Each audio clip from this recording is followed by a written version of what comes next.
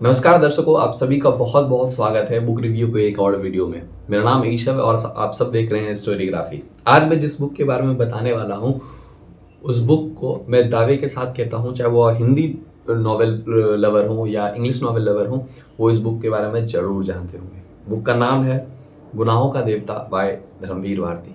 Video start करने से पहले मैं आप सभी से पहले ही माफ़ी मांग लेता हूँ कि ऐसा हो सकता है कि इस बुक का जो ओरिजिनल सारांश है, जो कोर सारांश है, मैं उसके साथ शायद जस्टिफिकेशन नहीं कर पाऊँ, क्योंकि मेरी नॉलेज मेरी जो बुक की नॉलेज है, मेरी जो राइटिंग की नॉलेज है, वो इतनी खूबसूरत नहीं है जितना इस बुक में है।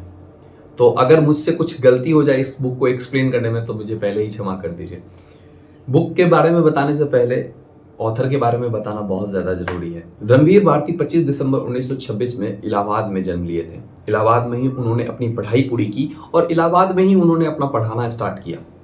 जब वो पढ़ाने का कार्य कर रहे थे तो उस वक्त उन्होंने कई सारी पत्रिकाओं से जुड़ा, जिसमें सबसे फेमस पत्रिका थी धर्मयुग। धर्मयुग के साथ उन्होंने काफ़ी टाइम काम किया।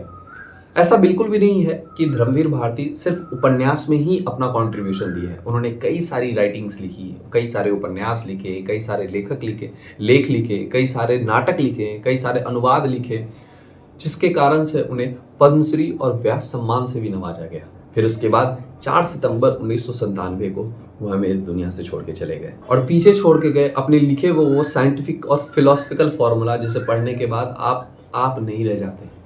कई ऐसी किताबें होती हैं जिसे पढ़ने के बाद, जिसे खत्म करने के बाद आपको ऐसा लगता है कि यार क्यों ही खत्म हुई ये किताब। ये किताब उनमें से एक है। जब आप किताब के टाइटल को पढ़ेंगे तो आपको दिखेगा गुनाहों का देवता, और कवर पेज को जब आप देखेंगे तो एक छोटा सा यहाँ पे लिखा हुआ है कि कौन सा गुनाह, कैसा गुनाह, किसी से जिंदगी भर स्नेह रखने का, प्रेम करने का गुनाह। स्नेह और प्रेम जब अपनी प्रकाष्ठा पर पहुंचने लगे तो उसे त्याग करने का गुनाह। तो ये बुक एक ऐसी बुक है जो आपको प्रेम, लव का एक डिफरेंट एंगल आपको समझाती है। और जब भी मैं इस बात को ये कहता हूँ या जब भी लोग किसी को बुक ये रिकमेंड करते हैं तो लोगों को जनरली ये लगता है ऊपर से देख के कि ये एक सिर्फ रोमांटिक नॉवेल है। ऐसा बिल्कुल भी नहीं है। इसमें उस टाइम की एक सोसाइटी का एक अलग डिफरेंट एंगल को दिखाया गया है, और आई एम श्योर कि ये जो एंगल दिखाया गया है आज भी कहीं ना कहीं इस बात का प्रमाण मिलता है। कैसा क्या दिखाया गया है इस बुक को हम समराइज करेंगे और तब समझेंगे। मुझे हमेशा से हिंदी लेखक का एक बहुत खूबसूरत बात यही लगा है, वो है कैरेक्टराइजेशन, कि किस तरीके से वो एक कैरेक्टर को डिफाइन करते हैं कि ये कैरेक्टर ऐसा है, ऐसा है, ऐसा। वो इतना खूबसूरत होता है कि आपको कब पता भी नहीं चलता है कि कब वो कैरेक्टर आपसे जुड़ गया है। और इससे पहले भी मैंने आपको मुंशी प्रेमचंद जी की गोदान के बारे में बताया था, जिसमें उन्होंने एक ऑथर ने ऑलमोस्ट 14 से 15 कैरेक्टर का कैरेक्टराइजेशन किया था। और यही खूबसूरत बात लगती है मुझे हिंदी लेखक की, कि जब वो इंसान अपने इस लेवल पे आ जाए कि ये कैरेक्टर का कैरेक्टराइजेशन करना है, उस किरदार को पूरा इतना खूबसूरत तरीके से बताना है कि ये इंसान ऐसा है, तो फिर उसके आगे कुछ नहीं है, उसके आगे सच में कुछ नहीं है। और इस बुक में बकायदा इस बात का पूरा प्रमाण मिलता है। आइए कहानी को समराइज करते हैं और इस बुक में क्या है एक्चुअली में उसको बताते हैं। पूरे किताब को समराइज करना मेरे लिए नेक्स्ट टू इम्पॉसिबल है। मतलब इस बुक को जब तक आप पढ़ेंगे नहीं तब तक इस बुक का जो राइटिंग है उसकी खूबसूरती को आप समझेंगे नहीं। तो मेरे लिए ये बहुत डिफिकल्ट हो जाएगा कि मैं पूरी बुक को उसी इमोशन के साथ समराइज करूं जिस इमोशन के साथ इस बुक को लिखा गया है। लेकिन स्टिल फिर भी मैं बुक को समराइज करता हूं। आपको ये बुक पढ़ना ही पड़ेगा। बुक की कहानी की शुरुआत होती है चंदर नाम के एक लड़के से, जो डॉक्टर शुक्ला के अंडर में अपना थीसिस को कंप्लीट कर रहा होता है।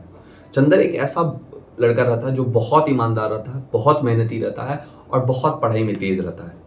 चूंकि चंदर के माँ बाप नहीं होते हैं तो डॉक्टर शुक्ला के ही अंडर में ये बचपन से ही लालन पोषण में रहता है। डॉक्टर शुक्ला की एक बेटी रहती है सुधा। सुधा कैसी लड़की है? सुधा बहुत स्वीट सिंपल सी लड़की है, नटखट सी लड़की है। अब चूंकि दोनों एक दूसरे को बचपन से जान रहे होते हैं तो इन दोनों में बहुत गहरी दोस्ती होती है। एक ऐसी दोस्ती, एक ऐसा निश्चल दोस्ती, एक ऐसा निश्चल प्रेम जो कुछ नहीं चाह रहा था एक दूसरे से, सिर्फ और सिर्फ यही चाह रहा होता है कि ये खुश रहे। दोनों एक दूसरे के लिए यही चाह रहे होते हैं कि ये खुश रहे। कहानी की शुरुआत में ये प्रेम प्रसंग का एंगल बिल्कुल भी नहीं होता है। ये दोनों बहुत अच्छे दोस्त ही होते हैं। पर कहानी बढ़ते बढ़ते कब एक अनकही प्रेम में बदल जाती है, इन दोनों को भी पता नहीं चलता है। अनकही प्रेम इसीलिए क्योंकि पूरे प्रसंग में इन लोगों ने कभी भी एक दूसरे को प्यार का इजहार नहीं किया। और यही खूबसूरती है इस राइटिंग की कि राइटिंग में ही एक्सप्लेन कर दिया गया है, सीन में ही, कि आपको पढ़ पढ़ के ही ये लग जाएगा कि इन दोनों में एक अलग सा डिवाइन सा कनेक्शन है जो इन दोनों को एक दूसरे से बांध के रखता है। सुधा एक ऐसी लड़की रहती है जिसे शादी करने का बिल्कुल भी मन नहीं रहता है। वो इतनी इरिटेट हो जाती है शादी से, जिस कारण से वो हमेशा शादी से भागते रहती है। लेकिन जो डॉक्टर शुक्ला रहते हैं वो चाहते हैं कि सुधा का जो शादी है वो एक अच्छे घर में हो, अच्छे परिवार में हो, भरपूर परिवार में हो। और इसी वजह से जब सुधा के लिए एक बहुत अच्छा रिश्ता आता है तो डॉक्टर शुक्ला उसको मना नहीं कर पाते हैं। और इस बात को लेके चंद्र को पता नहीं क्यों खटक रहा होता है। चंद्र को ये कभी एहसास नहीं होता है कि सुधा के जाने से उसको क्यों तकलीफ हो रही है। और सुधा इस बात को बहुत अच्छे से समझ रही होती है कि ये जो दोस्ती है ये अब अनकहे प्रेम में बदल रही है। और सुधा के साथ ये मजबूरी रहती है कि ये समाज, ये सोसाइटी, ये पापा के कारण उन सभी चीज़ों में दब के अपने प्रेम को वो इजहार नहीं कर पाती है। और चंदर और अपने पापा का मान रखते हुए, बात रखते हुए वो शादी कर लेती है। ये ट्रांजिशन इतना खूबसूरत है इस बुक में कि कब एक शादी से पहले लड़की एक हंस रही होती है, बोल रही होती है, मजाक कर रही होती है, नटखट होती है, उसको शायरी से प्यार होता है, उसको घूमने से प्यार होता है, वो अचानक शादी के बाद एक गजब ट्रांसफॉर्मेशन दिखता है कि वो नम हो गई है, सहम गई है, मैच्योर्ड हो गई है। कहीं नहीं बताया गया है कि वो अब नम हो गई है, कहीं सहम गई है, लेकिन राइटिंग में इतना खूबसूरती से एक्सप्लेन किया गया है उसके एक्टिविटीज को, जिससे आपको लग रहा है कि यार ये कैरेक्टर कहीं ना कहीं मैंने भी देखा है। आप आस पड़ोस में जो लोग बहुत कोर विलेज से बिलोंग करते होंगे, आप जरूर देखते होंगे कि शादी से पहले, आप जानते भी होंगे कई सारे ऐसे लोगों को कि शादी से पहले वो बहुत एक्सट्रीमली हंसमुख, बहुत मासूम से लड़के या लड़की होती हैं। शादी के बाद वो एक्सट्रीमली मैच्योर्ड हो जाते हैं, सहम जाते हैं, नम से हो जाते हैं, क्योंकि ऑब्वियसली उन्हें वो शादी करने का मन नहीं होता है। किस तरीके से समाज के दबाव के कारण, समाज के प्रेशर के कारण वो डिसीजन लेते हैं और अपने ज़िंदगी को एक अलग सा रूप दे देते हैं। हमेशा से लोग ये कहते हैं कि ये जो बुक है ये रोमांटिक रही है, लेकिन मुझे ऐसा लगता है कि ये जो बुक है ये एक ट्रांजिशन नॉवेल रही है। ट्रांजिशन का मतलब क्या है? जिस तरीके से हम इंसान अपने लाइफ में बढ़ते बढ़ते सीखते हैं कि नहीं यार ये गलती हुई मेरे से, ये सही हुई मेरे से, उसी तरीके से ये भी है। जो चंदर एक टाइम पे ये सोच रहा होता है कि नहीं मुझे करियर बनाना है, मुझे लाइफ में आगे बढ़ना है, वो अचानक से ट्रांसफॉर्म हो जाता है और उसे ये लगता है कि नहीं, जिंदगी में अगर कुछ है तो वो प्रेम है और कुछ नहीं है। जिस टाइम पे एक इनिशियल स्टेज में जब वो सुधा उसके पास रहती है, जब वो दोस्त रहता है उसका, तो उसे लगता है कि प्रेम का मतलब है सब पा लेना, ये भी पालो, वो भी पालो, सब पालो। और अचानक से जब सुधा जाती है उसकी ज़िंदगी से तो उसे लगता है प्रेम पाना नहीं, प्रेम त्याग है। डॉक्टर शुक्ला जो एक टाइम पे वर्ण व्यवस्था, जो हिंदुस्तान में वर्ण व्यवस्था है उस पर प्राउड कर रहे होते हैं, जब अपनी ही भतीजी पे उस बात का प्रभाव पड़ता है तो वो एकदम से हिल जाते हैं और उन्हें लगता है कि वो जो सोच, उनकी समझ जो एक वर्ण व्यवस्था को बहुत स्ट्रांग बना रही थी, एक बहुत प्राउड वाला बात बता रही थी, वो अब वो प्राउड वाली बात ना रह के अजीब सा कायदा और कानून है इस देश का।